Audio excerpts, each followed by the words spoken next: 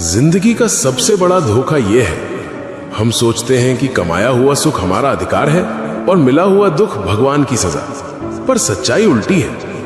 दुख वहीं भेजा जाता है जहां उठने की क्षमता हो, और भगवान वहीं ठहरते हैं जहां आत्मा हार मानने लगे। आज जो ये कहानी सुन रहा है, शायद तुम्हारे अंदर भी एक टूटा हुआ हिस्सा होगा। तो ध्यान से सुनो। ये कहानी किसी एक लड़के की नहीं, ये हर उस आत्मा की है जिसे समय ने कड़ा बनाया है। एक लड़का, मेहनती, सरल, श्रद्धावान, पर किस्मत ने उसे सिर्फ इंतजार दिया और लोग ठहाके। कोई उसका श्रम नहीं देखता, सिर्फ पूछता, भगवान ने तेरे साथ ऐसा क्यों किया? और एक रात उसने आसमान से फुसफुसाया, महादेव, क्या मेरी भक्ति अधूरी थी? जवाब फिर भी खामोशी।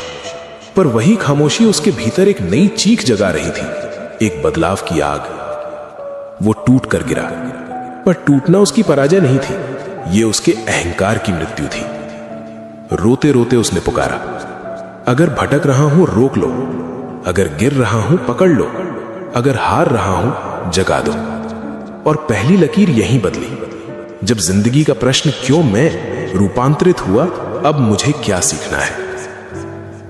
ध्यान की उस रात उसे शब्द नहीं मिले, पर एहसास मिला, साधक, मैं तेरी राह बदलने नहीं आया, तू जिस रास्ते पर है उसी को पवित्र बनाने आया हूं। यह संकेत था। भक्ति भागने का द्वार नहीं, टिके रहने का व्रत है। वो लड़का उठा, पर अब उसकी दृष्टि बदल चुकी थी।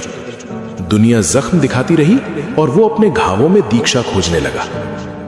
जिंदगी की असली चाल यही है।